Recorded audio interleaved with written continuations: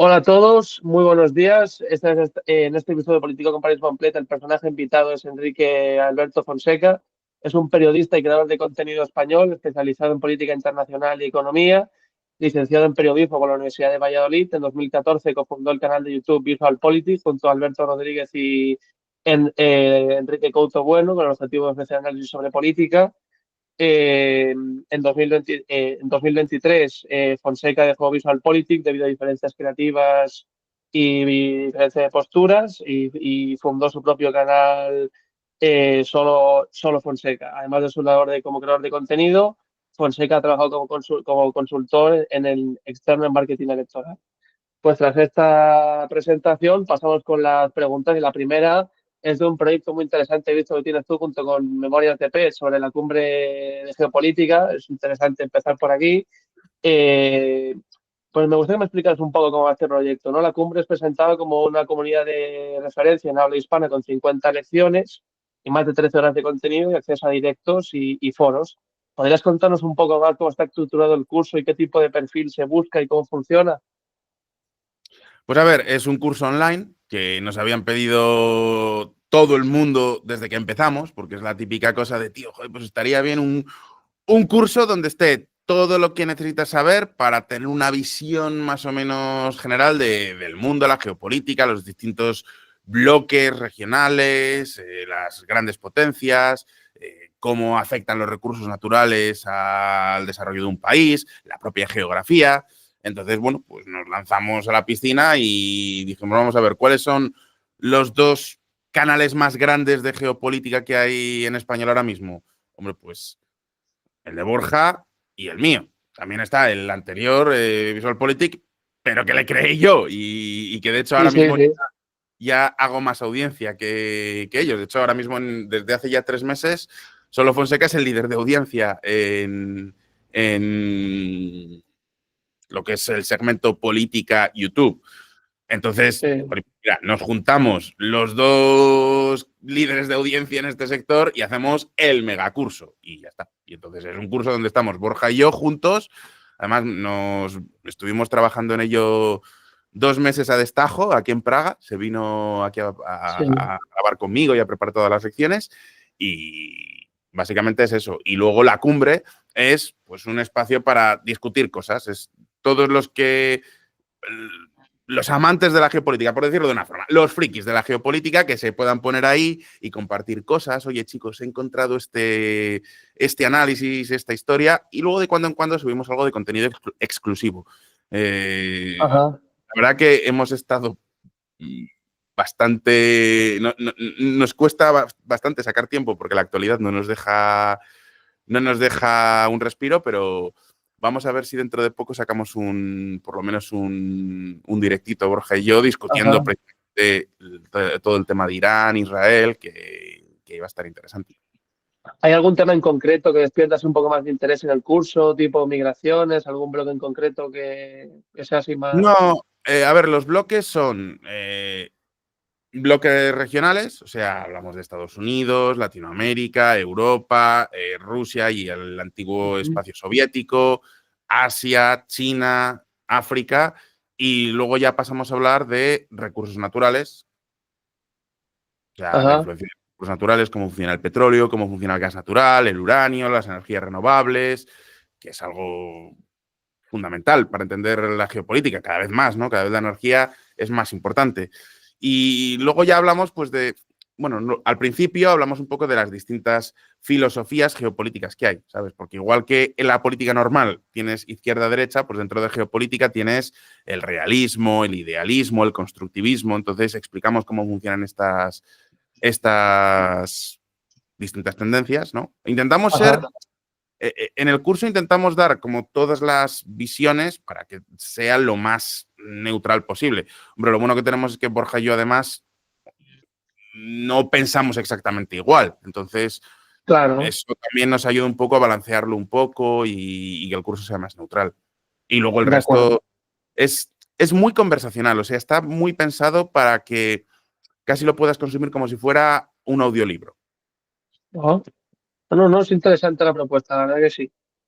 Pues tras este tema del curso, ¿no? Pues vamos a pasar con el kit de la cuestión, ¿no? El conflicto con Irán, ¿no? Que tanto nos ha tenido al mundo en vilo durante tantos días, ¿no? Hace unos días se anunció un alto el fuego propuesto por Donald Trump al conflicto entre Israel e Irán, ¿no? A las pocas horas de este anuncio, ambos países lo violaban, ¿no? Con este cruce de acusaciones, con Trump súper enfadado antes de meterse en el avión para ir a la cumbre de la OTAN, diciendo que no sabían qué cojones estaban haciendo, ¿no? Utilizó unas palabras así más o menos similares, ¿no? Eh, mm, ¿Realmente crees que este alto el fuego va a durar mucho? ¿Cómo es ahora mismo el conflicto a día de hoy? ¿Crees que se va a mantener en el tiempo, que van a volver a la misma situación que estaban hace una semana? Yo no sé si van a volver a la situación anterior. Lo que sí que te puedo decir es que es un alto el fuego más falso que una peseta de madera. O sea, Irán sigue enriqueciendo uranio, ha dicho que va a seguir enriqueciendo uranio, que no van a frenar el programa nuclear. Es más, están vendiendo a su parroquia todo lo que han hecho como una victoria y en parte tienen razón porque han conseguido sobrevivir, que es lo que buscaban, y a la vez Israel sigue con un miedo existencial de que Irán se desarrolle y sigue teniendo al Mossad ahí y vamos, estoy convencido de que ahora mismo el Mossad está más activo que nunca en Irán. Entonces, a ver, no te olvides nunca que es un alto el fuego, no es una paz. O sea, han dicho, Ajá. venga, tregua, pero podemos volver en cualquier momento. Entonces, ¿qué va a pasar? No lo sé, pero desde luego no han solucionado el problema, ni muchísimo menos. Ajá. Yo me acuerdo de uno de tus últimos vídeos de este conflicto que comentabas el tema del Mossad, ¿no? Del grupo de espionaje de Israel. ¿Realmente crees que es el grupo de espionaje más avanzado del mundo? ¿Cómo ves cómo se organiza? Y también me llamó mucho la atención que comentaste en uno de tus últimos vídeos el tema de Venezuela, ¿no? Que la colaboración Sí. del régimen de Maduro con Irán. ¿Realmente verías posible una operación del Mossad contra la dictadura de Maduro? ¿Cómo ves esta situación? Sí, la veo posible. O sea, es ahora mismo una cosa que puede ser perfectísimamente imaginable. No digo que vaya a pasar, o sea, ojo, que es que aquí muchas veces dices, esto podría pasar y ya, luego no pasa ahí. A ver, Sí. creo que es posible, creo que es lógico incluso que Israel invierta muchos recursos en hacer esa operación, porque no es que Maduro haya colaborado con el régimen, que vale, pues bueno, pues ha habido también Corea del Norte, también Rusia. El tema de Venezuela ha sido especialmente significativo porque les han provisto de uranio, que era lo que necesitaban, y además han dado visados a terroristas del Mossad para que tengan un refugio en Venezuela. Pero es que luego lo más importante para mí, creo, si yo fuera del Mossad, ahora mismo lo que más me preocuparía no es tanto el hecho de que hayan ayudado a Irán con el uranio, o sea, no tanto el hecho de ahora nos vamos a vengar, como el hecho de que ahora Hezbollah tiene una nueva vía de financiación con todo el narcotráfico de Venezuela. Ajá. Ahí es donde yo creo yo estaría realmente preocupado, porque el narcotráfico da muchísimo dinero, ha financiado a un montón de grupos terroristas, y si ahora Hezbollah empieza a nutrirse de esas redes de financiación, como ya están haciendo, y como pueden hacer aún más en los próximos meses, pues puede ser un problema para Israel que alimente aún más la crisis que tienen con Irán. Entonces, cuanto antes lo atajen, mejor. Y Venezuela tiene una ventaja, y es que es relativamente fácil. Quiero decir, entrar en Corea del Norte es imposible, entrar en Venezuela ahora mismo y encontrar activos es fácil. Exacto, exacto. Tú tienes que pensar, mira, Eh, el Ujú. espionaje, una cosita, cuando vemos las películas, cuando hablamos de espías del Mossad y tal, todos pensamos en Sí, James Bond. Eso es y no es cierto. James Bond, a ver, James Bond como tal no existe en ningún sitio porque es un superhéroe, pero sí, sí, sí. el espía que va de sitios infiltrado, no sé qué, tal, eso existe, pero lo más importante de una agencia de espionaje, la mayor parte de la gente en una agencia de espionaje son gente que está en un ordenador, cruzando datos, escuchando conversaciones, y pasa más tiempo delante de una hoja de Excel delante de un micrófono secreto. Y luego hay otra parte muy importante en todas las agencias de espionaje. Mira, yo te diría, probablemente una de las películas, no películas, serie más interesante para entender cómo funciona el espionaje es Homeland. No sé si la Ajá, habéis, si la has visto. Es una serie, es muy recomendable. De hecho, además está basada en una serie sí, israelí.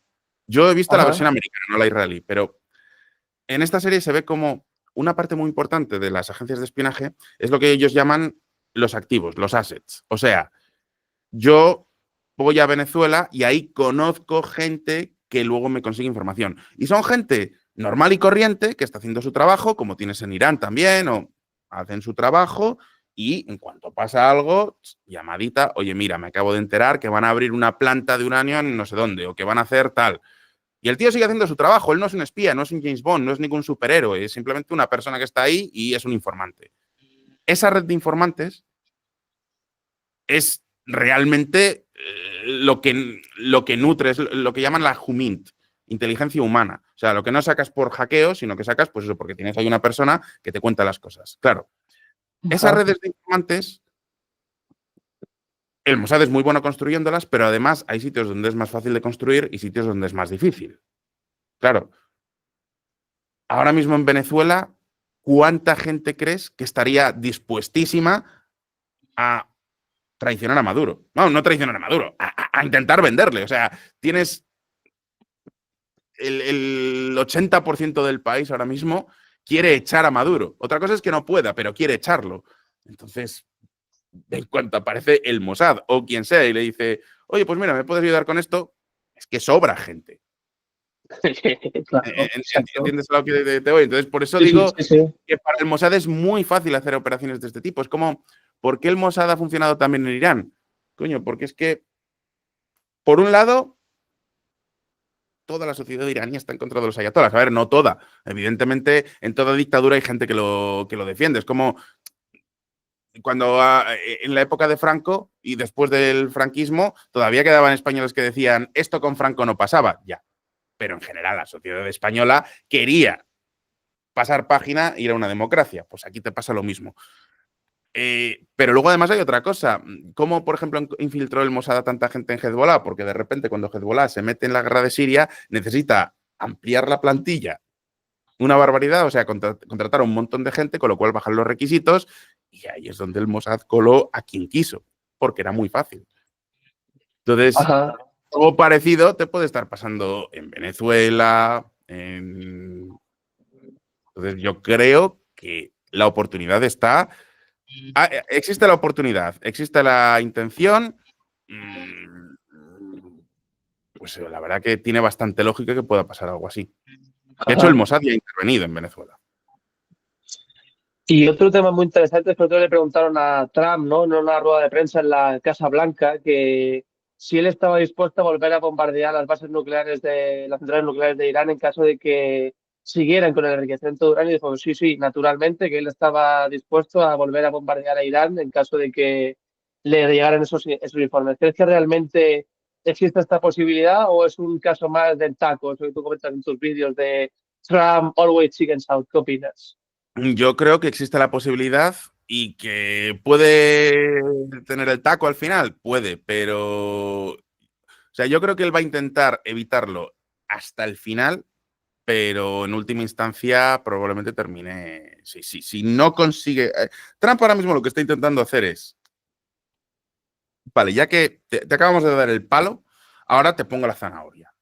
Y fíjate que incluso en cuanto firmó el alto el fuego, lo siguiente que dijo es que le parecía bien que Irán comprara petróleo, perdón, que China comprara petróleo a Irán. Claro. Abrió la puerta a relajar las sanciones, por así decir. Sí, sí. Mm, Es una forma ya de decir, oye, mira, os ofrezco una salida. Tú piensas también que en estrategia política siempre, esto creo que era Maquiavelo el que lo decía, siempre tienes que dejarle una salida a tu enemigo. O sea, si le pones contra la espada y la pared, no va a luchar con todo lo que tenga. Pero si le das una mínima salida digna, pues a lo mejor sale por ahí. Entonces Trump ahora mismo está en esa estrategia. Si no le sale, pues desde luego la opción volver a bombardear Irán seguramente estará sobre la mesa. Y también ha Vamos, puesto sobre una la mesa. también ha puesto una publicación muy interesante y sobre lo que comentabas en su red social Truth Social, de que después del discurso que dio el Ayatolá en público, de que él descartaba completamente, ¿no? Relajar las sanciones y que él le parecía una osadía, ¿no? Que cómo se atreve el Ayatolá después de que le hemos salvado de una muerte súper fea, a decir que, bueno, todo lo que comentó, ¿no? ¿Crees que realmente cómo va a terminar el tema este de las sanciones? ¿Terminarán rebajando las sanciones? Ahora mismo ya no me atrevo a decirte ninguna predicción. O Ajá. sea, pueden pasar mil cosas, desde que en 2 meses o en 2 semanas veamos un levantamiento en Irán contra los ayatolas. Eso puede pasar. Puede pasar una perestroika dentro de Irán. O sea, dentro del Ajá. propio sistema iraní hay dos facciones, ¿no? Los principalistas, los que defienden la revolución islámica a toda costa y que hay que seguir atacando a Israel, a Estados Unidos y que de algún modo tienen ese punto de Sí. Dios está con nosotros, por tanto vamos en última instancia ganaremos. Y los reformistas que siguen siendo, siguen defendiendo la revolución islámica, pero bueno, son más partidarios de tender puentes con Occidente, etcétera. Ahora mismo, esto que ha pasado, en cierto modo,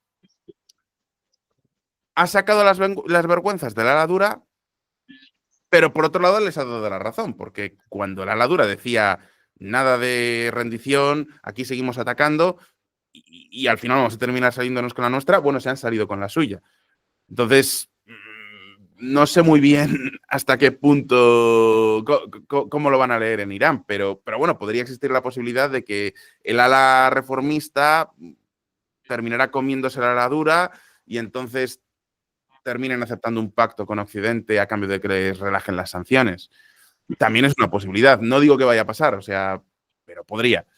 Y luego tienes la otra posibilidad, que es eso, que llega un momento donde Israel vuelve a bombardear Irán, Estados Unidos vuelve a bombardear Irán y terminamos en otra guerra de los 12 días, o sabe Dios. Pero ahora mismo no. Te puedo decir dónde estamos, pero no me atrevo a decirte dónde vamos a estar porque Muy incierto, muy incierto. es además muy Uncharted Territory. De acuerdo, pues otra pregunta que va a ser muy, muy interesante, ¿no? Últimamente estamos viendo muchas noticias de lo que está haciendo Israel en Gaza, ¿no? Lo de disparar indiscriminadamente contra los puntos de comida, bombardear escuelas y demás. Sí. ¿Realmente crees que Irán es el villano de Oriente Medio, como lo pintan muchos medios de comunicación, o que Israel también tiene su parte de maldad con todo lo que está haciendo en Gaza? ¿Está haciendo un genocidio, como muchos dicen? A ver, de entrada, lo que está haciendo Israel me parece mal. Una Ajá. violación de derechos humanos y un ataque totalmente injustificado. Y aquí me explico. Israel tiene, o sea, el problema cada vez que hablamos con temas de Israel y tal, sobre todo en España, es que siempre hay un sustrato de antisemitismo muy fuerte. No Sí. lo queremos reconocer, pero somos un país antisemita. O sea, hasta hace 4 días teníamos una dictadura que decía proteger a España de la conspiración judío-masónica. Y la prueba de que somos un país muy antisemita es que a mí, curiosamente, me ponen por redes sociales y tal, como si yo fuera poco más o menos el portavoz de Netanyahu, ¿sabes? De hecho, hay incluso teorías de la conspiración por ahí de que a mí me paga el Mossad, yo soy un agente del Mossad Sí. y que si soy judío, hay gente que me llama judío, pues vale, pues muy bien, como si fuera un insulto. Y sin embargo, tú ves mi canal y en los últimos 2 meses tengo 2 vídeos. Uno diciendo que precisamente los bombardeos indiscriminados a Gaza no están bien. Y segundo, el imperialismo judío y esta extrema derecha judía que está intentando convencer a Netanyahu de expandir un imperio judío por todo Oriente Medio. Entonces, eso desde luego está mal, pero sin embargo me siguen diciendo que soy el portavoz de Netanyahu porque defiendo el derecho de Israel a existir, porque soy Ah, sionista. Claro, ser sionista significa que piensas que Israel debería existir como Estado. O sea, que no. matarías a 10 millones de personas que viven ahí o les deportarías. No, esta gente tiene derecho a existir y tiene derecho a defenderse. Entonces, yo Exacto. creo que Israel tiene derecho a defenderse. Cuando pasó el 7 de octubre, Hamas no solamente hizo un ataque bestial, o sea, tú piensas que mataron, creo que fueron unos 1.200 millones de judíos. Si lo pones en perspectiva, lo pones en proporción, o sea, haces una regla de 3 con la población de Estados Unidos, sería como matar pues unos 30.000 estadounidenses en 2 días. Sí, sí. Entiendes que ningún país puede aceptar eso y tiene que defenderse. Claro, ¿qué pasa? Que jamás no es un ejército convencional que dice, vale, pues aquí estamos, venga, guerra. No, jamás camufla todo su armamento, todas sus bases, todos sus centros y todos los rehenes que tomaron en lugares civiles, en hospitales, en colegios, etcétera, en túneles, que están en casas, con lo cual obligaban a Israel a tener que ir casa por casa yendo a buscar todos los túneles. Con lo cual sabíamos que iba a ser una guerra muy cruenta, donde iban a morir muchos civiles. Y nadie quiere que eso pase. Pero, ¿y qué haces? ¿Dejas que jamás siga ahí y te haga otro 7 de octubre? No puedes, te tienes que defender. Y te están obligando a hacer eso. Entonces, evidentemente era una guerra necesaria, pero brutal y salvaje. Y por supuesto, dentro de Israel, estamos hablando de un país que ahora mismo tiene un gobierno extremista a más no poder y una sociedad que después de décadas de enfrentarse a los palestinos ha llegado a un momento donde les ha despersonalizado. Y es horrible, y yo no lo defiendo, pero es inevitable que pase, igual que es inevitable que pase en el lado palestino. Entonces, dentro de esa guerra se habrán cometido muchas violaciones de derechos humanos porque el propio soldado que está ahí, muchos de ellos, llega un momento donde les han despersonalizado. Entonces ya, bueno, pues si disparan, disparan. No pasa tanto como se dice desde ciertos medios de comunicación, porque el ejército de Israel tiene ciertos controles para evitar que eso pase, porque entre otras cosas es una mala estrategia. Hoy voy a publicar la entrevista al soldado israelí, que le he tenido un montón de... Sí. Y ahí vas a ver una de las cosas que vas a entender es la diferencia entre un israelí disparando y uno de Hamas disparando es, el israelí hace pa, ta, ta, ta, ta, mientras que el de Hamas hace tac, tac, tac, tac, tac, tac, tac, tac, tac, tac. ¿Por qué? Porque si tú eres un militar y estás bien entrenado, a ti lo que te enseñan es no dispares al aire a ver a lo que matas. No, dispara preciso. Ahorra Exacto. balas y no te dejes, cada vez que tú disparas, dejas que el enemigo te vea. Con lo cual tienes que pensarte muy bien cuándo cargas el arma y cuándo disparas. Con lo cual, cuando disparas, dispara realmente al que quieres matar. Matar a un civil, aparte de una barbaridad, no te soluciona ningún problema. Tú al que quieres matar es al militar, al que va armado. Ajá. Por tanto, ese tipo de cosas pasan menos. Normalmente, las mayores violaciones de derechos humanos no vienen tanto por intención, sino por falta de preparación. Porque el tío de Hamas es un chaval que se ha metido ahí en la organización, le ha dicho, toma, pumba, ahí tienes un fusil, se dispara así, aprietas el gatillo, ala, mata. Claro, no sabe, no tiene formación. Entonces, dispara al buruntutum, pues como si fuéramos tú y yo una guerra. ¿Entiendes? Entonces, dicho todo esto, los últimos bombarderos, cuando ya han negociado un alto el fuego que jamás iba a romper, pero han negociado un alto el fuego. Ahora, el hecho de bombardear Gaza no entiendo qué objetivo estratégico cumple y creo que es simple y llanamente un intento del ala más radical del gobierno de Israel de anexionarse Gaza, de dejar eso, convertirlo en un erial y con los gazatíes, bueno, pues ya se verá si les expulsamos a otro sitio o les ponemos en un campo de refugiados y ya está. A mí eso me parece una barbaridad. Pero yo la solución que defiendo, y creo que ha quedado clarísimo en todos mis vídeos, es Israel tiene derecho a existir, pero también lo tiene Palestina. No puedes dejar a esos millones de igual forma, que es una monstruosidad. Y cuando esa izquierda antisemita en España, izquierda y derecha antisemita en España, defiende que desde el río hasta el mar Palestina será libre, vamos a expulsar a todos los judíos, está defendiendo o un genocidio o un desplazamiento masivo de 10 millones de personas eso es una brutalidad, pero también es una brutalidad defender el desplazamiento de 2 millones de gazatíes que viven ahora mismo en Gaza o, ¿entiendes? O los que viven en Sí, Cisjordania. sí. Ajá. Pero De acuerdo. Uh-huh. ahora mismo Israel está en esa línea y tienen el poder militar para poderlo conseguir. O sea, desde luego, de esta guerra, una cosa que va a quedar muy clara es Palestina va a perder los palestinos van a perder aún más territorios de los que ya han perdido. Veremos qué ¿Qué pasa en tal? Gaza y Sí. Cisjordania siguen aprobando asentamientos por ahí. O sea, También Trump ha estado presionando mucho estos días con muchas publicaciones, ¿no? De que se dé el alto el fuego en Gaza, no sé qué, con muchas exclamaciones y el tono que a él le gusta, ¿no? ¿Realmente crees que Trump va a conseguir que se haga este alto al fuego? ¿De qué situación ves el tema ahora mismo? ¿Crees que se va a poder conseguir o que se va a perdurar un poco más en el tiempo, como la guerra de Ucrania? francamente, es que es muy difícil hacer una predicción ahí. O sea, por ahora que tenemos, Israel ha arrasado con Gaza, ha arrasado con Hamas, siguen quedando, ojo, siguen quedando milicias de Hamas y Hamas sigue reclutando porque además ahora mismo todos los palestinos, si antes odiaban a Israel, ahora mucho más. Con lo cual, cada vez están reclutando a más gente, siguen matando a soldados israelíes. Entonces, pero aún así, hombre, jamás ahora mismo ya no te puede hacer un 7 de octubre. Y además ya no tiene el apoyo de Irán, ya no tiene el apoyo de Hezbollah, o cada vez va a ser menos porque Irán pues tampoco está como para apoyar a nadie. Aún así, tienes ahí 2 millones de gazatíes que ¿qué haces con ellos? Les tendrás que mandar a algún sitio. Y no van, ningún país de la zona les acepta. No te olvides de una cosa, ¿eh? Egipto tiene un muro con Gaza por donde no pasa nadie. Y Egipto no acepta ni un solo refugiado palestino. Ajá.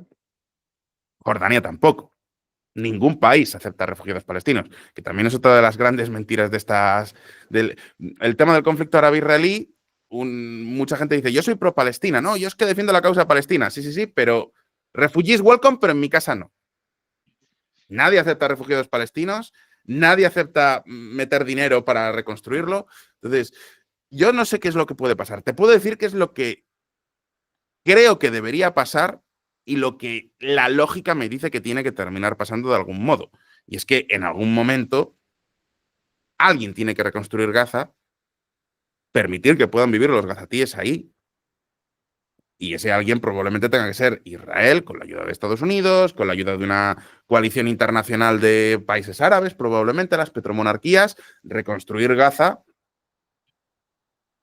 Y por supuesto, no sé si con un gobierno títere de Israel o algo parecido, pero de algún modo evitar que vuelva a surgir cualquier intento de antisemitismo. Yo creo que ahora mismo la mejor solución que podría haber para Gaza sería algo parecido, muy entre comillas, a lo que se hizo con Alemania tras la Segunda Guerra Mundial.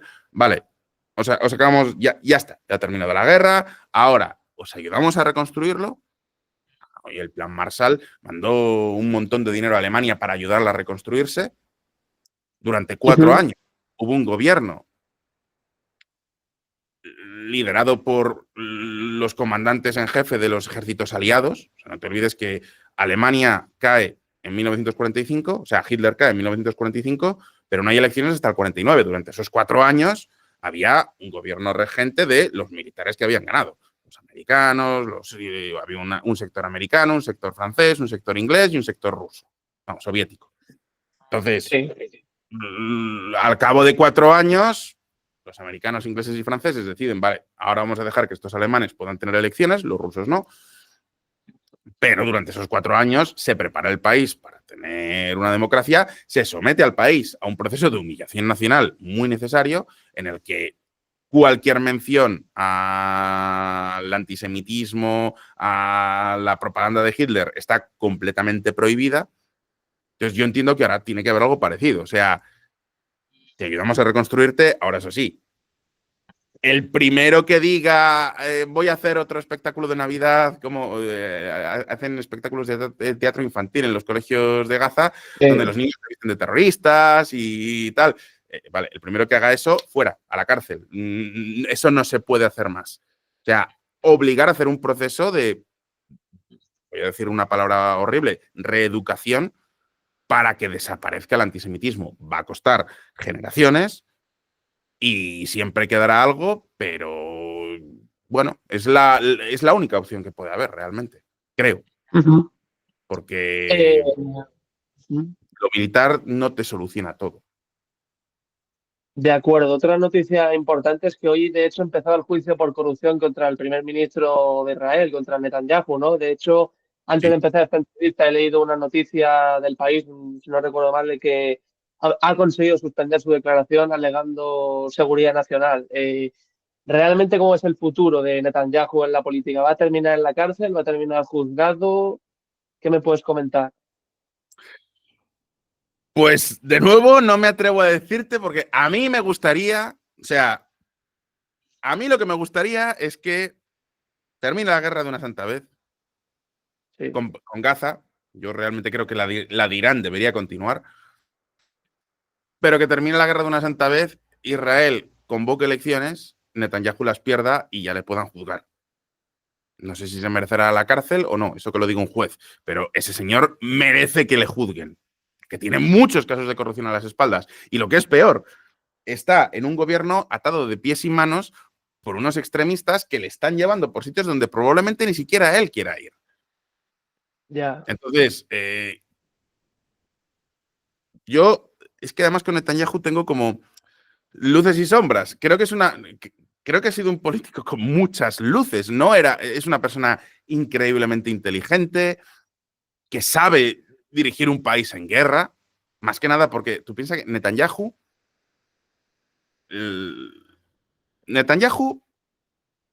para que te hagas una idea, era una especie de Navy SEAL, ¿sabes? O sea, bueno, de hecho la historia de Netanyahu es mucho más curiosa. Netanyahu se fue a vivir a Estados Unidos trabajando en una, no sé si para estudiar en Harvard o algo así, o sea, un tío de estos con coco, que iba a Estados Unidos con un futuro laboral súper prometedor, hasta que de repente, no me acuerdo qué pasó exactamente en Israel, que dijo, y esto te da mucho la medida de cómo es Israel y cómo son los judíos. Pasa algo en Israel y Netanyahu dice, vale, adiós el trabajo, adiós mi futuro laboral brillante, me voy al ejército. Y ahí en el ejército llega hasta los Navy SEALs. Su hermano, el hermano de Netanyahu, estuvo también en otra de estas unidades de élite, que es que ahora mismo no me acuerdo del nombre, pero una unidad de estilo, pues los Navy SEALs, estos que ves en como el equivalente israelí a los que mataron a Bin Laden, ¿vale? Y de hecho, el hermano de Netanyahu estuvo en la operación Entebbe, cuando hacen la liberación de los rehenes que habían secuestrado en Uganda en los años 70, y de hecho es el único que murió, es la única baja que hubo. Entonces, te quiero decir, Netanyahu es una persona que tiene un compromiso con el país clarísimo y que es una persona muy inteligente. Ha sabido dirigir la guerra en muchos casos muy bien para el país. O sea, no te olvides que él, su objetivo último es proteger a los israelíes, proteger a sus conciudadanos. Y en ese sentido, oye, pues ha tenido bastantes luces, lleva más de 15 años en el poder. Y luego la parte económica, las reformas económicas que hizo en Israel son bastante... Ha convertido... Es el arquitecto del milagro económico israelí. Entonces, todo eso son cosas que hay que reconocerle. Pero el poder corrompe. Y ese señor lleva demasiado tiempo en el poder y tiene un montón de escándalos de corrupción. Y lo que es peor, para sobrevivir, pues ha terminado pactando con gente que ha emponzoñado su propio gobierno. Entonces, yo creo que tiene que dimitir. Creo que tiene que convocar elecciones y, desde luego, si yo fuera israelí, no le votaría. Dicho esto, es probable que ahora, tras la guerra, vuelva a subir en las encuestas, con lo cual no sé si le van a terminar juzgando. Y una última cuestión del tema de Irán, me parece interesante también, ¿no? Es que el Parlamento iraní ha aprobado no permitir a la OIE, la Asociación Internacional de la Energía Atómica, inspeccionar las bases nucleares para ver cómo habían quedado, ¿no? ¿Cómo se puede interpretar esto, ¿no? ¿Qué conclusión se puede sacar de esta medida que ha aprobado el Parlamento iraní? Pues que siguen en lo suyo. Que es que quieren seguir enriqueciendo uranio, que es que está clarísimo. Tienen un programa nuclear de uranio, un programa nuclear para fabricar su propia bomba y no lo van a frenar. Ajá. Y una cosa antes cuando decías, los medios presentan a Irán como el enemigo, como el coco, como el tal. No, a ver, luego si quieren nos metemos en disquisiciones éticas, en disquisiciones morales, si realmente son buenos, si realmente son malos. Pero es que hay una cosa que no terminamos de entender y que en España curiosamente nos cuesta mucho entender, y es, hay gente que son el enemigo. ¿Por qué? Porque te quieren atacar. Porque han dicho, te quiero Ah, atacar. Entonces, ya no me voy a meter en si es bueno, si es malo. O sea, vamos a ver, si mañana Marruecos invade Ceuta, a mí me da igual si Marruecos es bueno, es malo, qué sistema político tienen. No quiero que invada Ceuta. Yo quiero tener un ejército que esté protegiendo mi país del que lo pueda invadir. ah, Si es bueno, si es malo, me da igual, es el interés nacional. Es una cosa básica. Bien, España no está sola. España está en un grupo mucho más grande que se llama Unión Europea. Y luego a la vez está en otra cosa mucho más grande que se llama OTAN. Y en general forma parte de una cosa que llamamos Occidente, ¿no? Que son pues este sistema de democracias más o menos liberales, con cada una con sus problemas, pero que más o menos compartimos unos valores y comerciamos entre nosotros. Y tú probablemente si te vas a ir ahora de vacaciones no te planteas irte a Angola y sí te planteas irte a Japón. O si te planteas irte a Estados Unidos. O si te planteas irte a Reino Unido. ¿Por qué? Porque, bueno, pues son países más o menos que formamos parte de un grupo. Bien, esa comunidad, esa cosa que es Occidente, tiene ciertos enemigos, ciertos países que por la razón que sea lo quieren atacar. Y tenemos que defendernos de esa gente. Bien, Irán es uno de esos países. Y esto no es una cosa que te diga yo ahí en plan, no, creo que querrían atacar, es una caricatura, no. Es que cualquier discurso del ayatollah hace 300 referencias al pequeño Satán y al gran Satán. Pequeño Satán, Estados Unidos, el pequeño Satán, Israel, el gran Satán, Estados Unidos. Entonces, luego ya me puede decir, bueno, pues no son tan malos. Bueno, pues a lo mejor no son tan malos ya, pero es que me quieren atacar. Entonces me tengo que defender. Es una cuestión, no es ya ética, es seguridad. ajá. Vamos a hablar un poco del conflicto entre India y Pakistán, que también ha estado muy en primera plana del mundo en los últimos días, ¿no? Por la región del Cachemira. Es un conflicto que viene desde después de la Segunda Guerra Mundial. No sé si podrías contar en qué situación estamos a día de hoy, qué antecedentes tiene este conflicto, el por qué surge. Mira, ese es uno de esos conflictos donde es muy difícil posicionarse éticamente porque ambos países tienen... Es difícil saber de qué lado estás y a la Ujú. vez es que ninguno de... Hombre, la India es más o menos aliada de Occidente, pero tampoco es un país no alineado, vamos a decir, y Pakistán tampoco. Pakistán es más aliado de China que otra cosa. Entonces, tampoco sabemos muy bien con quién ir, por tanto, pues no nos interesa tanto. El conflicto de India y Pakistán viene porque India y Pakistán y Bangladesh eran colonias británicas en el 47, no sé si 47 o 48, me bailan las fechas, no, pero se independizan y entonces, bueno, pues empieza la primera guerra entre India y Pakistán, desplazan un montón de musulmanes hasta Pakistán, desde Pakistán desplazan un montón de hindúes a la India. Entonces empieza, bueno, pues una guerra donde hay un territorio en disputa que es Cachemira, que es una región que está en la frontera entre India y Pakistán. Y siempre han estado en conflicto. Cada X años hay una guerra. Sin embargo, como ambos países son potencias nucleares, India tiene armas nucleares desde los 60, me parece, y Pakistán desde el Ujú. 90. Pues al final la sangre nunca llega al río. O sea, hay pequeñas refriegas, pero nunca llega un conflicto de alta intensidad, más que nada porque ambos países saben que se pueden aniquilar mutuamente. Exacto. Entonces, nunca llega a estallar del todo. No obstante, nunca sabes, en cualquier momento puede estallar. De hecho, tras estos momentos de tensión, finalmente se llegó a un acuerdo de paz, ¿no? Y tal fue el hecho, ¿no? Que Pakistán ha nominado a Trump para el Premio Nobel de la Paz. ¿Cómo verías a Trump como Premio Nobel de la Paz? ¿Realmente crees que ha hecho méritos en estos dos conflictos que hemos tenido estos días para conseguir esta distinción? Bueno, tiene los mismos méritos que Obama. O los mismos méritos que no sé quién se lo dieron la última vez. O sea, es que te pones a ver los premios Nobel de la Paz y hay algunos que dices, ah, vale, pues bien. Entonces, sí, fíjate, si le dieran un premio Nobel de la Paz a Trump, sí que sería la legitimación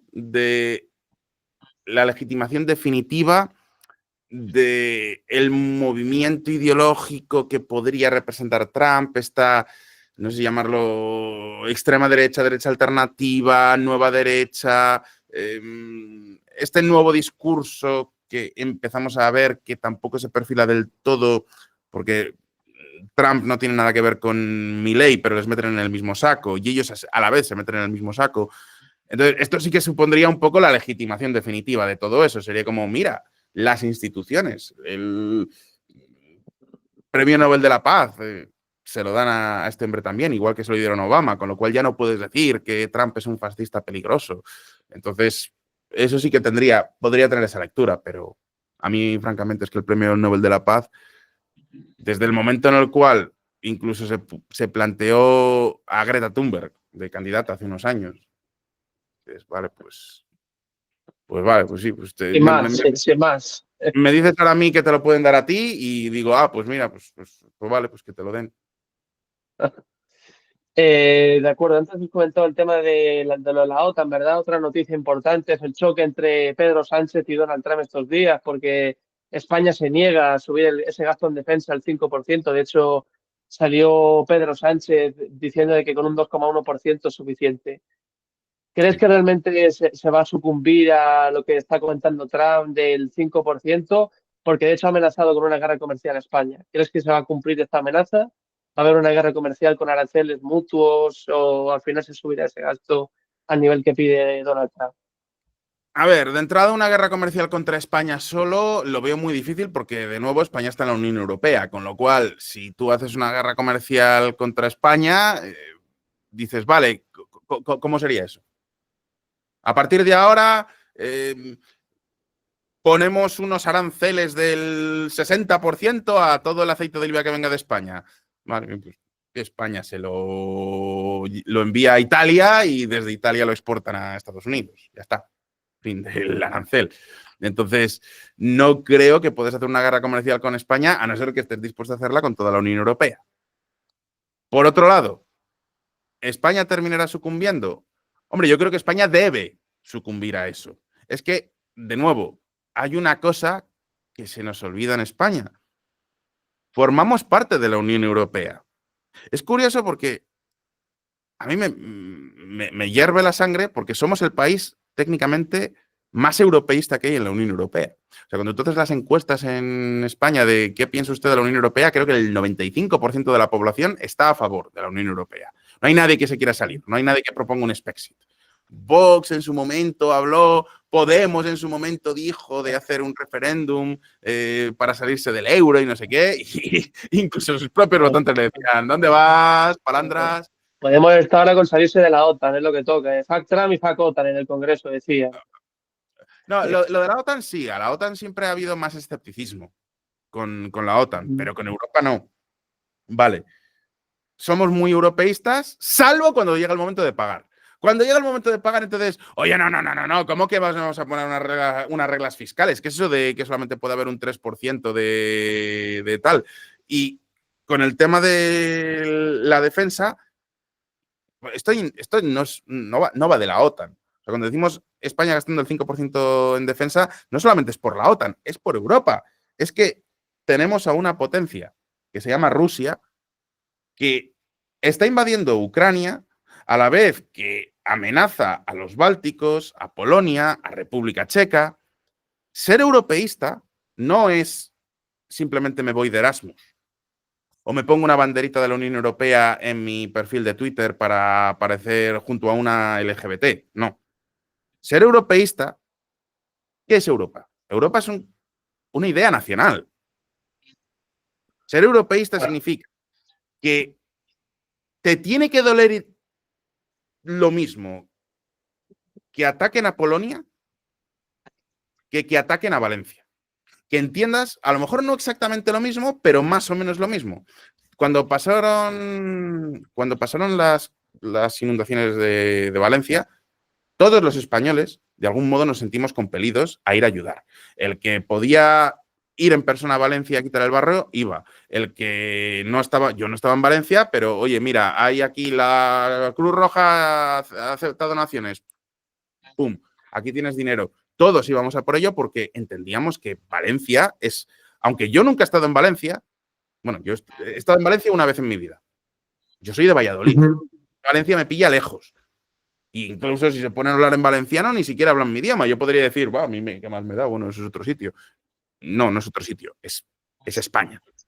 Si invaden España o atacan España o España, una parte de España tiene una tragedia, yo voy a intentar ayudar. Vale, pues lo mismo pasa con Europa. Si hay una tragedia en Polonia, hombre, a ver, no la voy a sentir igual que si hay en Valencia, que si esa tragedia ocurre en Valencia, pero la tengo que sentir también, porque formamos parte de una unidad nacional. Bien, ahora, todo el flanco este de Europa está siendo atacado por Rusia. Y los españoles lo que hacemos es decir, bueno, amigo. Que ataquen los rusos, bueno, hasta que lleguen a Madrid, ya anda que no tendrán países para invadir. Eso sí, luego Pedro Sánchez va a Ucrania a hacerse la fotito con Zelensky y a decir que Slava Ukraini y lo que tú quieras. Mucho postureo, mucho postureo. Es postureo absoluto. Entonces, sí, España tiene que gastar en defensa y además no te olvides que es que tenemos también a Marruecos. O sea, y es que además hay una cosa que se nos olvida. De nuevo, a todos los, bueno, o sea, los que dicen que ahora mismo Podemos y tal, que está con que España no entre a la OTAN, bueno, vamos a ver, es que directamente Podemos está con el enemigo, o sea, es un partido prorruso, proiraní. Si por Podemos fuera, ojalá, o sea, si Rusia nos invadiera y pusiera un gobierno títere, lo más probable es que sería de Podemos. Les encantaría. O sea, son los que están defendiendo ese tipo de posiciones. Entonces, evidentemente quieren que no nos armemos. Pero una cosa que tengo pendiente además hacer un vídeo, es una colaboración que llevo meses queriendo hacer con Yago, el de cosas militares, y al final nunca tenemos tiempo de hacerla. Pero, ¿cuáles son los dos puntos más calientes de España? O sea, los dos puntos donde podría empezar una guerra. Ceuta y Melilla. Exacto, Ceuta y Melilla. Ceuta y Melilla son dos ciudades que en cualquier momento puede llegar Marruecos y decir, esto me lo quedo, lo invado. Bien. ¿Qué ejército tiene España para defender Ceuta y Melilla? Te recuerdo que gastamos el 1,3% de nuestro PIB en defensa. Nada. Y que Marruecos es aliado de Estados Unidos también. O sea, Marruecos tiene armamento estadounidense de primera clase. Vale, a mayores. Podemos decir, no pasa nada. Nunca nos van a invadir, porque Ceuta y Melilla son parte de España y por tanto son parte de la OTAN. ¿Verdad? Vale, vete a ChatGPT y pregunta, ¿es Ceuta y Melilla parte de la OTAN? No, no son parte de la OTAN, ¿verdad? Claro, eso. Exacto. Entonces, si mañana ocurriera eso, que vamos a decir que las probabilidades de que pase son un 1%. Pero si pasa es el cataclismo, ¿vale? Es una cosa que es de estas cosas, no sé cómo se llaman este tipo de eventos para los cuales es muy improbable que pase, pero tienes que tener una preparación porque si pasa es el fin del mundo, ¿vale? Pues esto sería una de esas cosas de hay que tener una preparación, ¿vale? Si eso llegara a pasar, España va a la OTAN y dice, oye, mira, que aunque esto no está cubierto por el artículo 5, venga, tío, enróllate, Mark Rutte, ven aquí y mándanos alguna tropa porque es que nos está invadiendo Marruecos. ¿Qué dirá Mark Rutte cuando el gobierno de España ahora está diciendo, no, yo voy a gastar en ejército más? No, quita, que es todo lo de Rusia no va conmigo.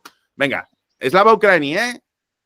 ¿Tú Sí. crees que entonces llegará Mark Rutte o el que sea en ese momento el presidente de la OTAN o el resto de países y dirán, venga, vamos a defender a nuestros hermanos españoles que han pasado de nuestro culo cuando nosotros les necesitábamos? No. Bien. Entonces, de verdad, no sé, yo es como lo veo. Me puedo equivocar y a lo mejor me encantaría tener un debate con alguien sobre este tema, pero creo que al final la raíz es esa. Es decir, ¿tú crees que eres Europa y que eso tenga unos compromisos o simplemente quieres estar en Europa para irte de Erasmus y que te den fondos FEDER cuando te interesa? Claro. Claro, ¿qué es lo que pasa con España? Primero, que Pedro Sánchez está en una situación muy parecida a la de Netanyahu. Es que sorprendentemente, Pedro Sánchez es un político o se vende como un político muy de izquierdas, pero se parece más. Para mí es una mezcla entre Berlusconi, Donald Trump y Netanyahu. La situación en la que está Pedro Sánchez ahora mismo es igual que la de Netanyahu. Le han caído todos los escándalos de corrupción habidos y por haber. Si mañana hubiera elecciones, lo tendría muy difícil y es muy probable que terminara no sé si en la cárcel, pero desde luego en un banquillo sentado, bastante probable. No sería tan raro. Y espérate todas las cosas que pueden salir, porque mira, yo estoy ahora trabajando en el guión de los escándalos de corrupción de España. Claro, como ha pasado todo esto de Irán-Israel, no he podido sacarle. Entonces, cada vez que voy a sacarle es como, espera, que es que le tenemos que actualizar. Mierda, que ha salido otra cosa. Mierda, que ha salido otra cosa. Joder, metemos esto también. No sé cuándo voy a poder grabar ese vídeo porque cada día salen cosas más y además que son escándalos muy heavy. No ya solamente de corrupción, sino de, no, es que este tenía su suegro tenía un prostíbulo de donde sacaba información para luego castigar a sus enemigos políticos, o sea, cosas de estas que luego no puedes salir al supermercado a comprar el pan y que no te miren raro. Entonces, claro, está atado de pies y manos por sus socios de coalición y no puede siquiera aprobar presupuestos. Entonces, claro, ¿cómo va? Evidentemente, Pedro Sánchez ahora mismo no puede ampliar el gasto militar porque no puede pasar unos presupuestos. Claro. Y luego también hay una cosa, es verdad que el gasto militar en España, subirlo, claro, estamos hablando de quintuplicarlo. Si ya duplicarlo era difícil, quintuplicarlo no te quiero ni contar, colega. Y claro, lo que nos pasa, bueno, cuadruplicarlo, más bien.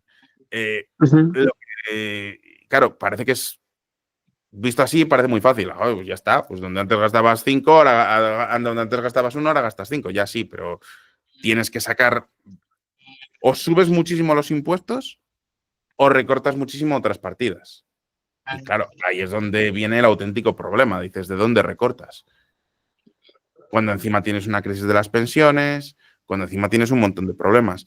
De nuevo, yo soy partidario también de que se suba el gasto militar. No sé si hasta el 5%, creo que el 5% probablemente en España sea poco realista, pero 2-3% sí. Pero yo también soy partidario de reducir eso porque creo que obligaría a adelgazar el resto del Estado. Ajá. Es algo que tarde o temprano no vamos a tener que hacer. España tarde o temprano, y creo que estamos cerca de ello, va a tener no una revolución, pero sí un gobierno contrahegemónico o un punto de inflexión. O sea, un cambio de modelo. Ajá. No digo no digo que desaparezca, que cambiemos la Constitución ni nada parecido, pero sí, de igual forma que, en los años 50 el franquismo expulsa a Franco, quita a todos los de la Falange y todos los que defendían la autarquía y mete a los tecnócratas y se mantiene el régimen, pero con un sistema económico totalmente distinto. Ahora mismo España está en una situación parecida. Ajá. Llevamos más de 20 años de declive absoluto. Ujú. O sea, yo me fui de España hace 12 años porque no veía salida en el país. Y el tiempo no ha hecho más que darme la razón. Ahora, pues ves las noticias en televisión española, evidentemente, y te cuentan que el PIB de España está creciendo. Sí, es verdad, está creciendo en los últimos 2 años por cuestiones puramente circunstanciales. Estamos menos expuestos a la crisis del gas y a la guerra de Ucrania de lo que lo puede estar Alemania.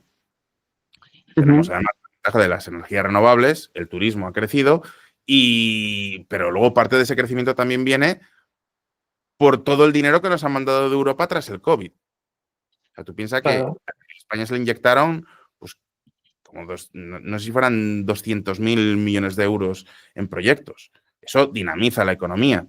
Y además luego el gobierno ha continuado subiendo las pensiones de los jubilados, lo cual también contribuye a subir el PIB. Pero es un crecimiento, en cierto modo, artificial. O en algunos casos artificial, en otros puramente circunstancial. Ujú. Pero el español de a pie hoy vive peor que el de hace 15 años. Nosotros sabemos que vamos a vivir peor que nuestros abuelos. Las casas son más Ujú. caras, los sueldos no han crecido, cada vez es más difícil encontrar un trabajo. Sí, ahora hay menos paro, pero, o sea, tú piensas que estamos ahora celebrando un 12% de paro. Sí, sí. Entonces, estamos en una situación que, cuando lo ves en perspectiva, la gran foto de big picture que dicen los americanos, o sea, ¿tú has visto alguna vez las gráficas estas de la bolsa, tal, que si lo ves Sí, gráfico a 2 días, pues a lo mejor la empresa ha crecido. Pero cuando ves el gráfico a entero. 20 años, dices, ¿qué dices? Pues esta empresa está fatal. Pues esto es lo que nos está pasando ahora. Sí, si ves el gráfico a 2 meses o a 2 años, parece que España va bien. Cuando lo pones para atrás, dices, coño, pues esto va fatal. Bien, estamos en eso. Y además se juntan 3 cosas importantes. La primera es que ese crecimiento que estamos teniendo ahora es absurdamente desigual y marca una brecha que tenemos generacional muy grande. Los mayores de 55 años viven en Alemania y los menores de 55 años vivís en Rumanía, Ujú. para todos los efectos. O sea, ahora mismo España son 2 países. Los viejos viven en Alemania, los jóvenes viven en Rumanía. Ujú. Además, los viejos se informan por medios tradicionales que ahora mismo están defendiendo las narrativas del gobierno, las narrativas de eso que podríamos llamar el PSOE State of Mind. O sea, yo te lo resumiría así. España tiene 2 padres, Adolfo Sí, Suárez y Felipe González. Adolfo Suárez escribió la Constitución y Felipe González la ejecutó. sí. Esto ha creado un sistema, que es lo que algunos llaman el PSOE State of Mind, en el que el PSOE fue el que construyó las instituciones, el que puso a gente en las universidades, en los medios de comunicación, en el ejército, y puso a gente principalmente de los suyos. Con lo cual creó una hegemonía discursiva en la que, aunque ganara el Partido Popular, seguíamos hablando con los principios y los esquemas que había instalado el Partido Socialista. Ajá. Por ejemplo, cada vez que criticas cualquier cosa de España, te dicen, ya, pero tenemos una sanidad que no nos la merecemos. Y en América se mueren de hambre. No, ese tipo de Sí, sí, cosas, sí. ese tipo de tenemos una sanidad que nos la merecemos, tenemos un rey muy republicano. ¿Cuántas veces nos has oído eso de tenemos un rey muy republicano? Sí, Es sí, como sí. decir, hemos aceptado la monarquía, porque el PSOE terminó aceptando la monarquía, pero gracias a que la monarquía también ha bajado el tono y más o menos una monarquía. A ver, yo no sé a quién vota Felipe VI ni a quién vota Juan Carlos I, pero probablemente más de una vez ha votado al PSOE. No han sido, no es una monarquía de derechas, precisamente. No es una monarquía conservadora. Entonces, esa idea de tenemos un rey muy republicano, la mejor sanidad del mundo, por ejemplo, la postura que tenemos con Israel, todo eso es una hegemonía discursiva que hemos mantenido desde los años 80, la exaltación de la movida madrileña. Sí, sí. Que fue ese momento del renacimiento cultural español. Toda esa narrativa también se transmite en un sistema económico en el que ha habido una serie de sindicatos que tuvieron mucho poder durante un tiempo y un estado del bienestar que es muy asistencialista, sobre todo con los pensionistas. Todo eso ha creado un sistema económico con una clase muy beneficiada, pero que a la vez es muy poco productivo. Más o menos ese sistema llegó a su pico en 2007. En 2007 estábamos más o menos relativamente, estábamos creciendo, la cosa iba bien, pero claro, en cuanto vino la crisis, ese sistema entró en colapso y ahí es cuando empezamos primero con la crisis de la deuda, con los niveles de paro absurdamente altos, pero claro, a la vez no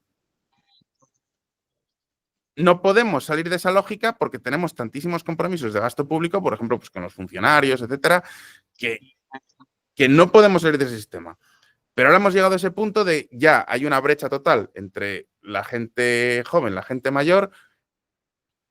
Se están rompiendo muchas de estas ideas hegemónicas. Tú fíjate, por ejemplo, hace 20 años, cuando alguien se iba a otro país a evadir impuestos o a no pagar impuestos, nadie le defendía, nadie salía diciendo, pues hace bien. Ahora, sin embargo, cada vez que se habla de no sé qué youtuber que se ha ido a Andorra en redes sociales, el debate es, pues claro que sí. Claro que sí, hace bien, estoy harto de pagar chiringuitos. Entonces, ese tipo de ideas ya están empezando a cambiar. Luego, a mayores, este sistema, este PSOE State of Mind, empieza a resquebrajar, a tener dos desafíos importantes. El primero, la crisis de la inmigración, la crisis de las pensiones. Es un problema que, claro, con la mentalidad PSOE State of Mind no lo puede resolver. Claro. Nadie. Nos han estado vendiendo desde los años 80 que nuestro sistema de pensiones y nuestro estado del bienestar es perfecto, no se puede tocar y la alternativa es Estados Unidos y la muerte, que se mueran los pobres. Entonces, no, tenemos que mantener las pensiones tal y como están. Es más, si hay cualquier problema, venga, pues otro pacto nacional de las pensiones para subirlas aún más. Ahora mismo un jubilado, o sea, cuando yo cuento fuera de España lo que puede cobrar un jubilado en España, la gente dice, ¿qué me estás contando?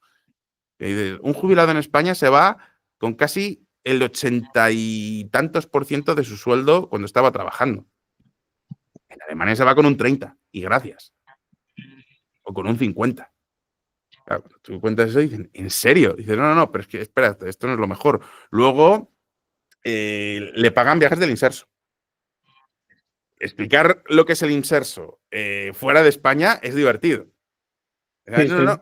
Le pagan viajes, por 50 euros se puede ir 3 semanas a Marbella. O ahora incluso dicen que los van a poner internacionales, o sea que se pueden venir aquí a Praga por 4 duros. Pero es que encima luego va a la farmacia y todos son pañales para adultos gratis. Esta medicina con descuentazo. Encima luego bono para ir al cine, bono para ir al no sé qué. Claro. No sabemos cómo solucionarlo. Claro. La idea de, oye, a lo mejor es que esta gente ya vive demasiado bien y no deberíamos cuidarles tanto, suena como una monstruosidad, porque en la hegemonía cultural que hemos construido, decir eso, simplemente plantear eso, es una monstruosidad, pero ya está empezando a pasar, pero con otras ideas que vienen. Y luego hay otro desafío que es precisamente este de la guerra. el hecho de tener que gastar más en ejército que va a obligar a gastar menos en otras cosas, porque no podemos subir los impuestos. Entonces, esto puede ser una oportunidad para que España no le quede otro remedio que empezar a hacer sus deberes. De acuerdo. Pues vamos a hablar un poco del Golden Dome, ¿no? Otro proyecto importante de la administración Trump. Se ha hablado de que va a ser una inversión récord, ¿no? Un sistema de defensa que va a Sí, poder interceptar cualquier tipo de misil por el espacio, por cualquier tipo de medio, ¿no?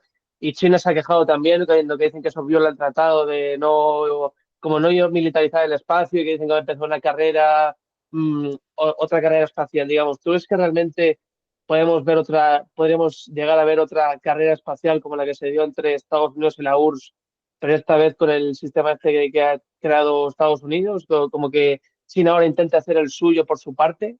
ya estamos en una carrera espacial. O sea, ya estamos en ella. Está empezando, no se habla tanto del tema, pero sí. Y claro, evidentemente la habrá. Ajá, No puedes ponerle puertas al campo. No puedes ponerle puertas a la tecnología. Y ahora mismo la tecnología nos permite poner armas en el espacio. Así que tarde o temprano se pondrán armas en el espacio. Entonces, sí. y te- No sé, ujú, el proyecto del Golden Dome, de hecho, estoy ahora empezando a investigarlo. Mi equipo está sí, trabajando en ello y no te puedo decir demasiado porque todavía tengo que leer cosas y me falta mucho por ver. Por lo que he visto últimamente, Trump necesita, por ejemplo, a Canadá para poder llevar a cabo este proyecto, necesita Europa, necesita Groenlandia. Entonces, no es tan sencillo como decir, ala, venga, construyamos aquí un Golden Dome, pero me parece lógico que lo intente, me parece lógico que China intente hacerlo algo parecido, me parece lógico, aunque no lo comparta, que evidentemente todas las potencias enemigas van a criticarlo bajo distintos argumentos, porque a fin de cuentas, si mañana Estados Unidos y Europa, ojalá Europa, de hecho lo que deberíamos plantearnos también es, oye, ¿y por qué en Europa no lo hacemos? claro, De hecho, Europa tiene más necesidad de un Golden Dome que Estados Unidos. totalmente. Sí, Quiero sí. decir, tenemos Estados Unidos para lanzar una bomba atómica a Estados Unidos, tienes que cruzar un océano sí o sí, a no ser que la mandes desde México o desde Canadá, que en principio no creo que vaya a pasar. Por lo demás, tendrías que cruzar un océano. Para lanzar una bomba atómica desde Rusia hasta Europa, es que estamos haciendo frontera. Entonces, no sé, a lo mejor deberíamos empezar a plantearnos en Europa, porque no, mira, vamos a probar esta idea. Ujú. No sé, Hablabas del digo. tema, sí. Entonces, Hablabas claro, del ¿qué es lo que tema, pasa cuando haces una sí. cosa? Perdona, que esto es una cosa No, importante que entiendas y que entendáis. Cuando haces una cosa estilo el Golden Dome, claro, evidentemente, si de repente Europa dejara de tener, tuviera un escudo para protegerse de bombas nucleares, ¿quién es el más afectado? Rusia, que entonces ya no te la puede tirar. Entonces, ¿qué van a hacer? Pues hombre, toda la propaganda rusa intentará convencernos a los europeos de que el Golden Dome es horrible, viola los derechos humanos, destruye el medio ambiente y usarán el argumento que sea. La sí, sí. propaganda rusa es cojonuda, mucho mejor que la propaganda china, porque los chinos casi no han invertido en propaganda, tienen algún canal por ahí, pero poca cosa. Los rusos sí. La propaganda rusa es muy buena porque siempre enmascara su pretensión original. O sea, evidentemente, los rusos saben que no pueden venir aquí a España, un medio de comunicación, y decir, no hagas un Golden Dam porque quiero poderte tirar una bomba atómica. Entonces lo que hacen es enmascararlo, enmarañarlo con otro tipo de cosas, pues yo qué sé, que contamina o que escala o que esto es una escalada bélica, por lo que están diciendo ahora con la OTAN. No, no, no, hombre, ¿cómo vas a subir el gasto militar? No, no, no, no, no. ¿Para qué vas a subir? ¿Para qué vas a comprar armas? Viva la paz. El pacifismo, el pacifismo es la ideología que intenta vender tu enemigo en tu territorio. Ajá.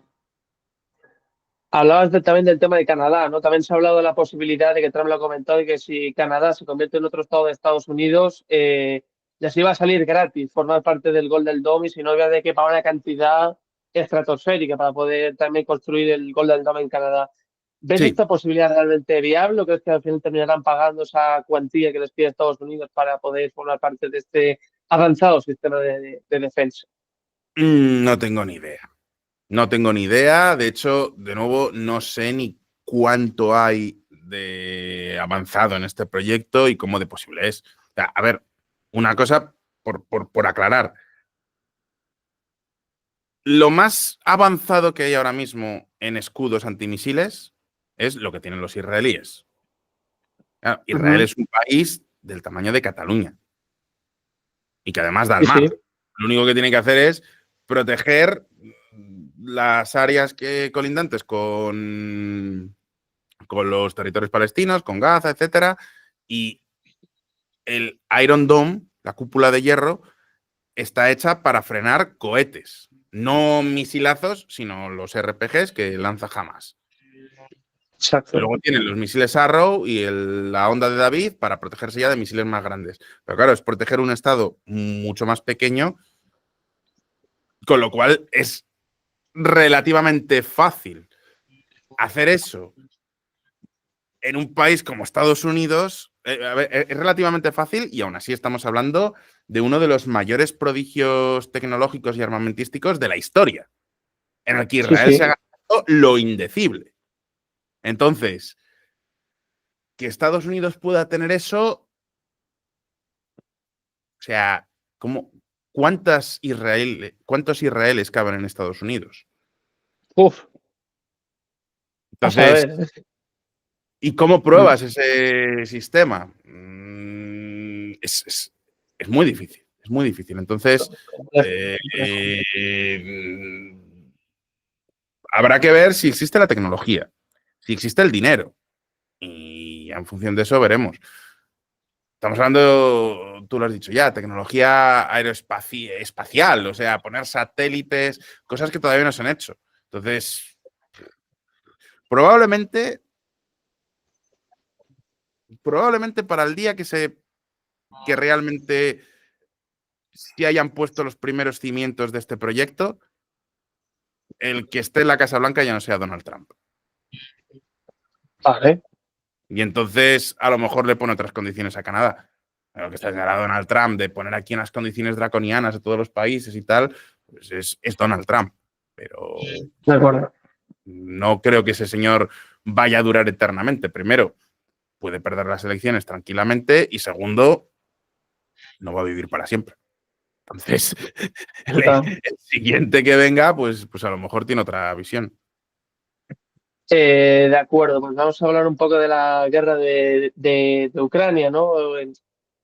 Últimamente se ha hablado mucho, Putin de hecho ha hecho unas declaraciones en el foro de San Petersburgo, ¿no? Ha dejado claro que solo aceptaría el alto el fuego total en Ucrania con sus condiciones básicas, ¿no? Lo de que Ucrania no entre en la OTAN y unas garantías de que no se va a expandir Europa hacia el lado de Rusia, digamos. ¿Ves posible realmente este alto el fuego? ¿Qué tan cerca crees que estamos? Y si realmente crees que Putin, después de Ucrania, va a seguir otro país como Polonia, Lituania o algunos de los países bálticos. A ver, ¿posible el alto al fuego? Puede ser.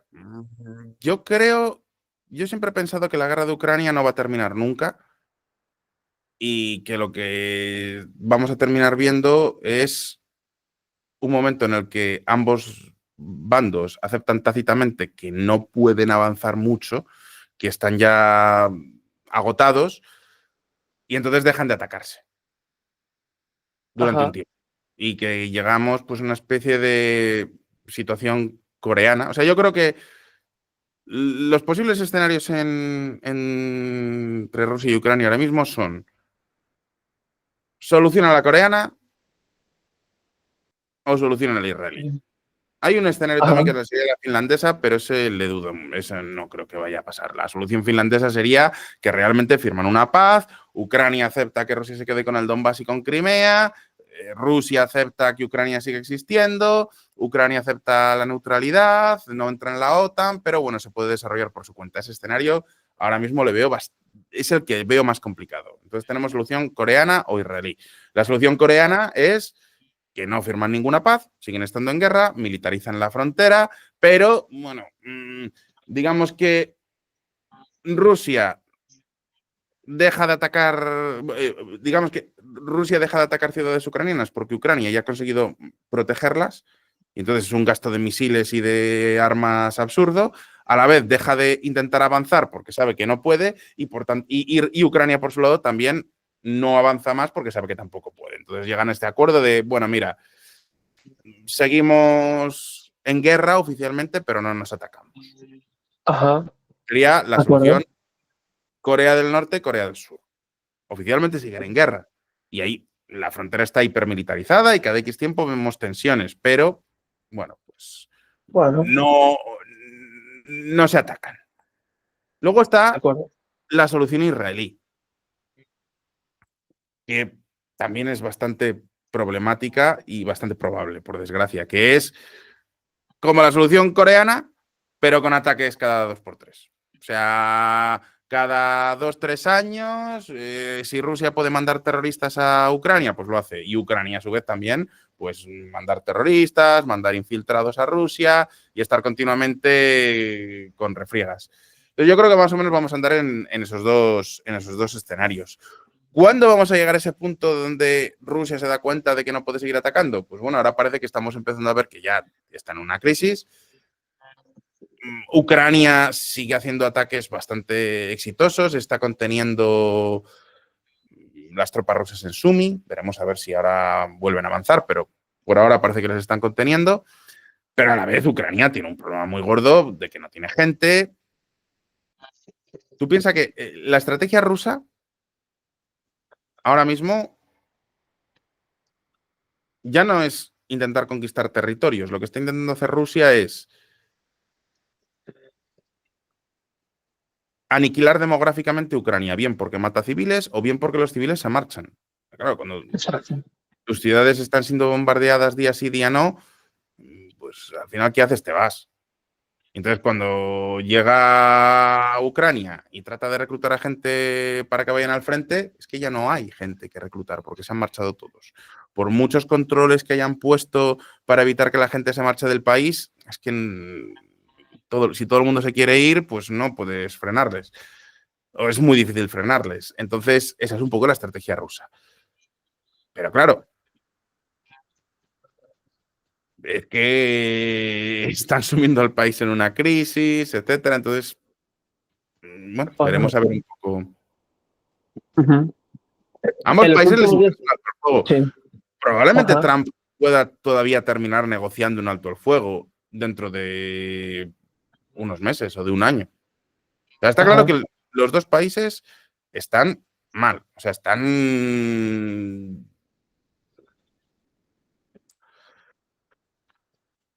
poniendo todo lo que tienen en esta guerra. ajá. Y están agotados. Ya en Rusia, el siguiente paso que podría dar para continuar subiendo el gasto militar y metiéndose en la guerra sería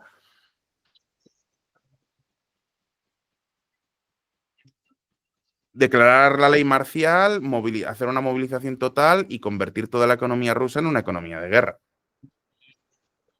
Ujú. Ya directamente no hay fábricas civiles, todo tiene que ir para la guerra. Cualquier hombre en edad de trabajar, al frente. A la guerra, al frente. Al frente. Ujú. Y claro, ya si dices, bien, vale, vamos a poner una economía en pie de guerra, movilización total para invadir un país o sea, que es que ni te va ni te viene, que es que no. O sea, sería hacer lo que hicieron en la Segunda Guerra Mundial, pero sin que les estén invadiendo el país. Ajá. Pueden hacerlo, Bueno, y todavía pueden hacerlo, pero no sé. bueno. Pues pasamos con la última pregunta ya. Vamos a hablar un poco de la desinformación en caso de conflicto, ¿no? Que también es muy, muy interesante. Durante este conflicto entre Irán e Israel se esparció la noticia, ¿no? Mucha gente estaba muy asustada, ¿no? Que creíamos ya la Tercera Guerra Mundial ya está aquí, ¿no? Sí. ¿Realmente qué circunstancias se tienen que dar para que la gente se empiece a preocupar un poco de que viene la Tercera Guerra Mundial? ¿Lo que tiene que ocurrir en el mundo para poder contemplar esta posibilidad? Y otra pregunta que ya es la segunda y última. ¿Qué consejos darías a quienes quieren entender mejor el mundo y para no caer en la desinformación, ¿no? Tú en tus vídeos hablas mucho de una página web que ahora mismo no me acuerdo del nombre, que puedes observar la misma noticia en diferentes perspectivas ideológicas. ¿Qué consejos les podrías dar a estas personas que quieren entender mejor el mundo? Que vean mi canal. Coño, ya está. Solución rápida. Solución rápida, ves mi canal. A ver, si quieres entender mejor el mundo.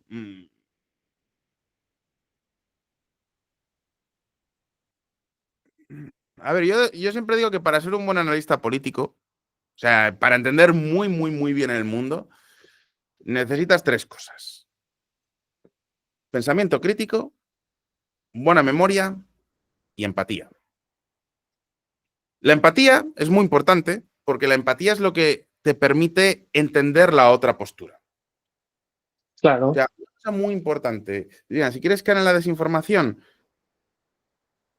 si tú ves que un medio de comunicación solamente cuenta cosas buenas de su bando, o sea, todos tenemos una línea editorial. Yo, por ejemplo, pues oye, claramente estoy en contra de Rusia y a favor de Ucrania. Eso es así.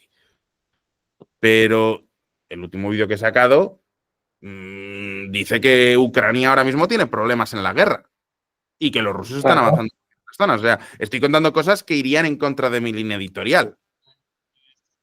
Con lo cual, hombre, pues te puedes fiar de mí.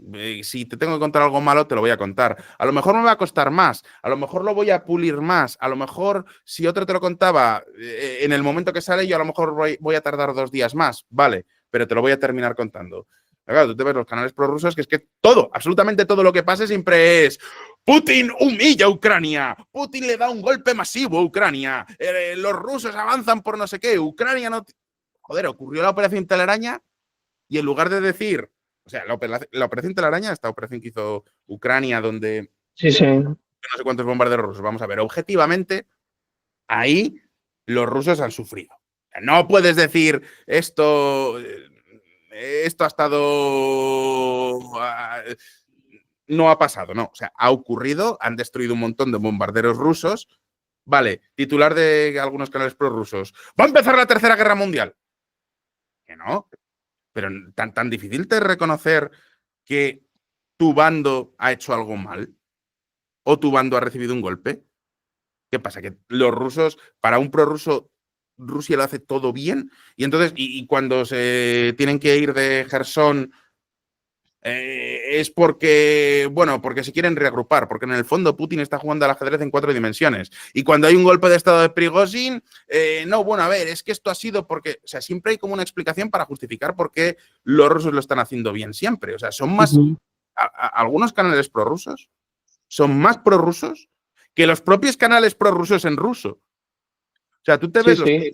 mil bloggers estos, los blogueros militares en ruso, los canales de Telegram y tal, y critican al ejército ruso y dicen, joder, esto ha sido una mierda, y empiezan a buscar culpables, quién ha sido el general que ha hecho esta irresponsabilidad, tal.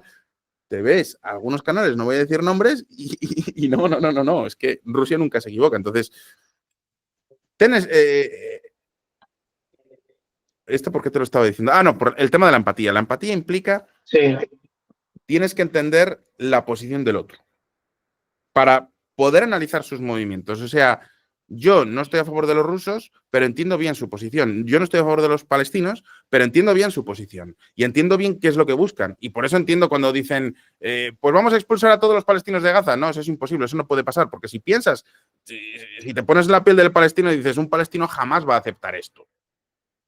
exacto. Claro, ¿cuál es el problema con muchos analistas del otro lado? Que no jamás se han planteado cómo ve el mundo un israelí, cómo ve el mundo un ruso. Yo, por ejemplo, hay cosas, yo cuando hablo de Irán, siempre digo, Irán son el enemigo, ya, pero son inteligentes. Y esta gente ha hecho esto, ha tenido sus éxitos aquí, aquí, aquí, aquí, aquí. Me hago, empatía significa que entiendas qué le motiva a cada uno de los actores y que te hagas un retrato. O sea, empatía es que le entiendas. Espíritu crítico es lo que te permite que te hagas un retrato fehaciente de la otra persona. O sea, no le caricaturices, retrátale. Hay actores internacionales que son tontos, pero hay otros que no. Irán, por ejemplo, no son tontos.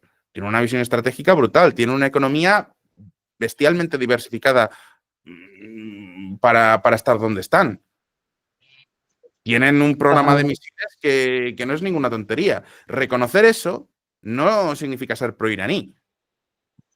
A mí, de nuevo, cuando hablamos de estos temas de Irán, Israel, me flipa que cada vez que digo que el ejército israelí es uno de los más avanzados y más poderosos del mundo, siempre tengo a los del Team Palestina llamándome calvo sionista, hijo de puta, que no tiene ningún mérito lo que hace Israel. Y dices, vamos a ver.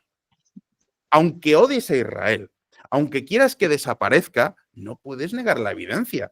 Si niegas eso, es que no tienes espíritu crítico. Estás simplemente repitiendo el eslogan de estos son los malos y como son malos son tontos y como son tontos son feos y como son feos lo tienen todo malo. No. Espíritu crítico implica entender, esta persona no me gusta, quiero que le vaya mal, pero aún así entiendo que tiene sus luces y veo cómo funciona. ¿Qué le motiva y cómo funciona? Por tanto, voy a poder predecir sus movimientos mejor. Y luego memoria.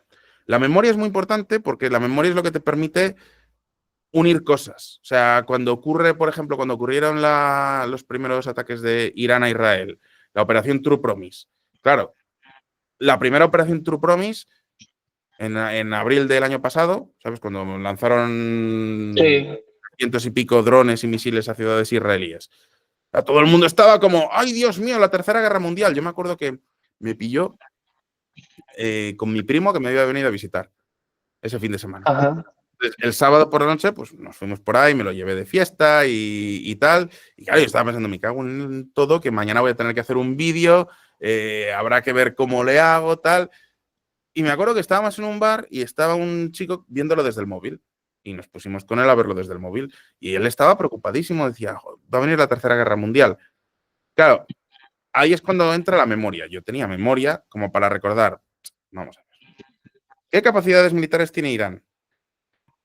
¿Cuándo fue la última vez que Irán hizo un ataque para vengarse de un golpe fuerte que habían tenido? Esto ocurrió en 2020, lo de Soleimani. ¿Qué pasó entonces? Coño, Irán hizo un ataque, pero que realmente no era una venganza real, era algo un poco más de cara a la galería, era una vengancita donde, bueno, pues avisaron de que iban a atacar y terminaron destruyendo una base militar que estaba abandonada. Ahora, ¿qué están haciendo? Hombre, pues a ver, están haciendo un ataque un poco raro porque han avisado 2 horas antes. De hecho, se veían ya las imágenes de cómo las ciudades israelíes se estaban preparando para unos misiles que iban a llegar dentro de 20 minutos. ¿Y si esto va a ser algo parecido? ¿Y si no van a dar a nadie? ¿Y si realmente esto fuera tal? Gracias a tener memoria puedes conectar puntos y ver casuística pasada que te ayuda a entender mejor el presente. Entonces, esos tres valores creo que son lo más importante. Luego ya, medios de comunicación, bueno, pues intenta buscar medios de comunicación de los que te puedas fiar. Ve varios, o sea, intenta ver distintas visiones. Recuerda eso. Memoria, espíritu crítico y empatía. Nunca hagas hombres de paja. ¿Y la página web esa de tu promocionas, cómo se llama? ¿Cuál? Salen muchos vídeos tuyos que puedes ver de un mismo hecho de varias perspectivas. Ground News. Ground News está muy bien. Mira, Ground News te puede venir muy bien porque en Ground News tú lo puedes ver con el móvil, A mí me gusta más verlo desde el ordenador. Tienes una selección de las noticias del día y cada vez que pinchas en algo, no ves solamente un titular, ves una selección de cómo lo han cubierto todos los periódicos y puedes además clasificarlos en izquierda, derecha, centro. Entonces ahí vas viendo, bueno, pues los distintos matices, cómo cubre la misma información cada medio. Y muchas veces descubres cosas que sí que te desafían tu punto de vista. Y encuentras noticias a mí, por ejemplo, me gusta mucho la sección esta que tienen de Blind Spot, que te hace, joder, Sí, estoy al final el anuncio de Ground News, pero te permite ver, si tú eres de izquierdas, pues vas a ver noticias de derechas que de otro modo no verías. En algunos casos son tonterías, pero en muchos casos sí que ayudan. A mí me encantaría que Ground News algún día lo pudieran hacer con medios españoles, porque vea que en pues España sí. a veces mmm, Vale. escuchas, o sea, hay ciertas informaciones que si solamente lees un periódico jamás vas a conocer. Ajá. Y Y claro, ya lo cuando... último ya para... Sí, perdona. Te he cortado. Dime, lo último ya para tal.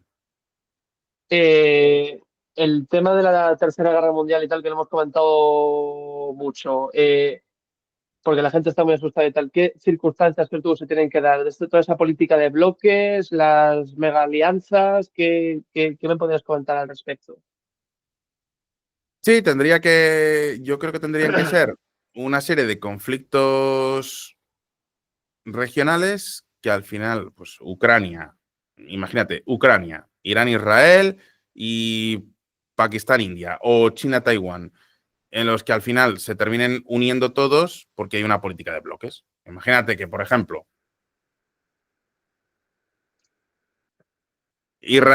Israel-Irán, Estados Unidos apoya a Israel, China apoya a Irán. Imagínate que esto pasara, ¿no? Que realmente China pone Sí, los sí, sí. soldados, pone los armamentos. Rusia-Ucrania. Ahora mismo ya es un conflicto regional porque Rusia ha dejado de ser una potencia. Bien, China apoya a Rusia. Y luego tienes, imagínate, India-Pakistán, China apoya a Pakistán, Estados Unidos apoya a la India.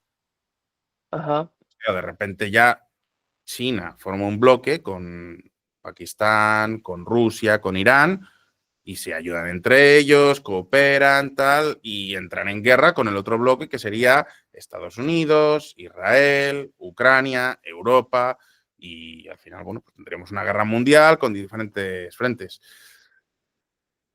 ¿Eso podría pasar? Sí, podría pasar.